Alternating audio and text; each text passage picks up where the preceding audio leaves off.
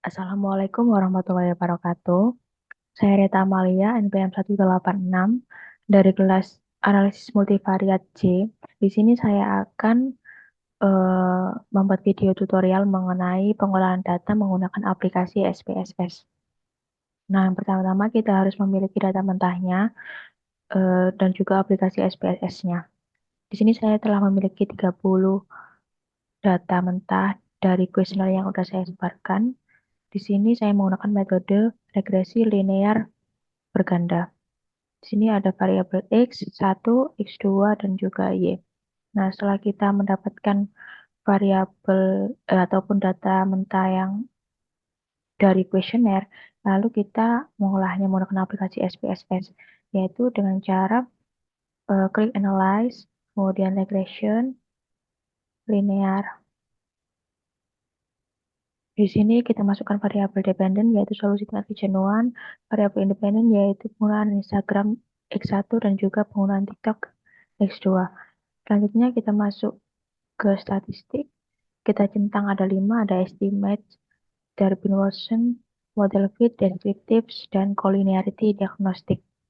Kita klik continue, selanjutnya kita ke plots, kita masukkan SRE-SID dalam Y, kemudian masukkan ZPRED dalam X, dan kita centang histogram dan juga normal probability plot. Kita ketik atau kita klik continue, kemudian OK, sehingga menghasilkan data seperti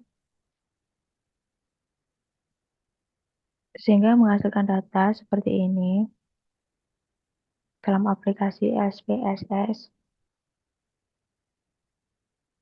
Nah, ini datanya yang telah dimasukkan ke dalam aplikasi SPSS. Kemudian di sini kita akan melakukan uji asumsi klasik, yaitu terdapat 4. Yang pertama ada uji asumsi linearitas.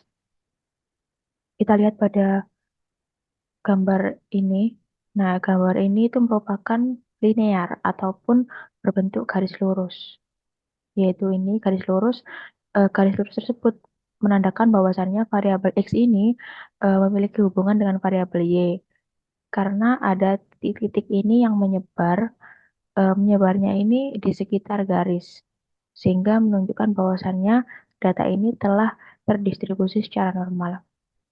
Selanjutnya ada uji asumsi normalitas, yaitu pada diagram batang.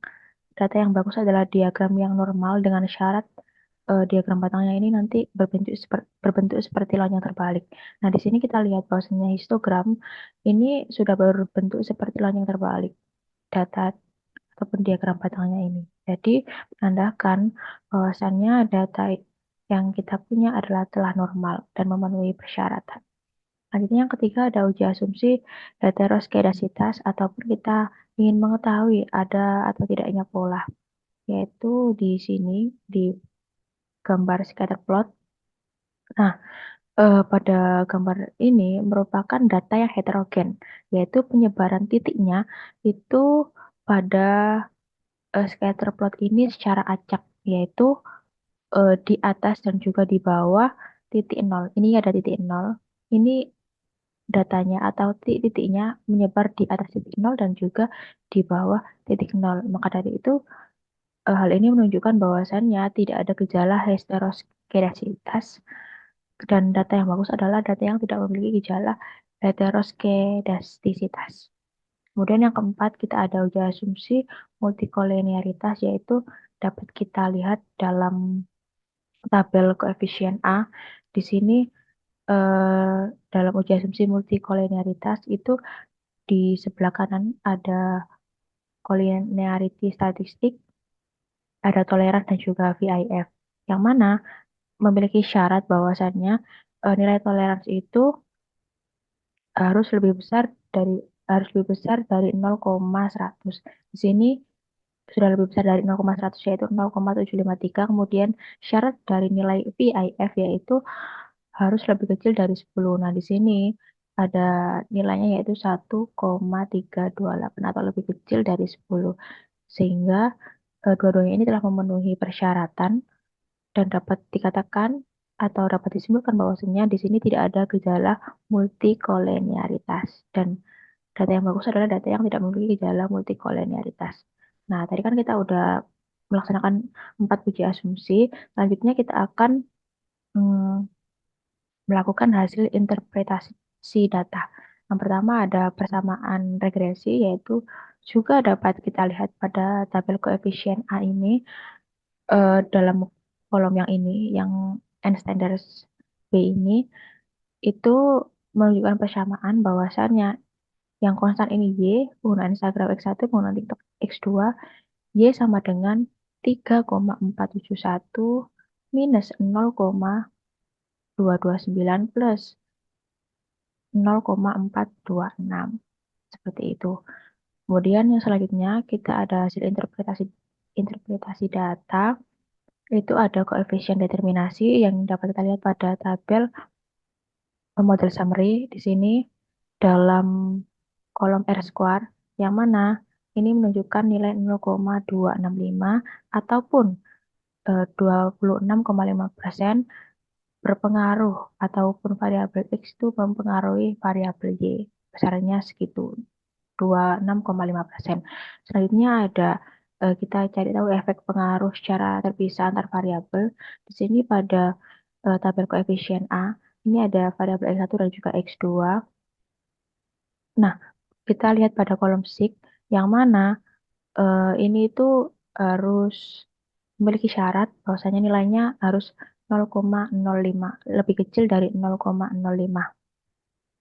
Nah, di sini yang variabel X1 nilainya kan 0,104 ataupun lebih besar dari 0,5, maka dapat disimpulkan bahwasanya X1 ini tidak ada pengaruh secara signifikan terhadap variabel Y. Kemudian di X2 itu memiliki nilai 0,004 yang mana memenuhi syarat dari lebih kecil 0,05 dan dapat disimpulkan bahwasannya variabel X2 ini berpengaruh secara signifikan terhadap variabel Y. Selanjutnya ada kita mengetahui untuk efek ataupun pengaruh secara bersamaan variabel. Yang tadi kan secara satu persatu variabel X1 dan juga X2, yang sekarang secara bersamaan yaitu X1 dan X2. Yaitu pada tabel ANOVA dalam kolom SIG juga, yang mana ini tuh sama syaratnya adalah nilainya 0, harus lebih kecil dari 0,05. Di sini signya adalah 0,016. Nah, ini memenuhi bahwasannya nilainya lebih kecil dari 0,05 dan dapat dikatakan bahwasannya eh, variabel X1 dan X2 ini berpengaruh secara signifikan terhadap variabel Y. Nah, tadi kan kita udah melakukan uji asumsi klasik 4 tadi dan juga eh, hasil interpretasi data. Di sini saya dapat menyimpulkan bahwasannya dalam uji asumsi tadi yang empat itu, yang empat tadi itu menunjukkan bahwasannya semua uji asumsi itu telah memenuhi. Kemudian dari hasil interpretasi data itu tadi yang eh, variabel X1 dan X2 secara bersamaan memiliki pengaruh secara signifikan terhadap variabel Y berdasarkan tabel ANOVA yang tadi. Namun, secara terpisah variabel X1 itu tidak berpengaruh secara signifikan terhadap variabel Y. Kemudian, berdasarkan tabel model summary R square tadi, model regresi yang dihasilkan itu berkontribusi sebesar 0,265 atau 26,5% terhadap variabel Y yang diprediksi. Sehingga mendapatkan persamaan linear ataupun model yang dihasilkan adalah Y sama dengan 3,471 minus 0,229 X1 plus 0,426 X2.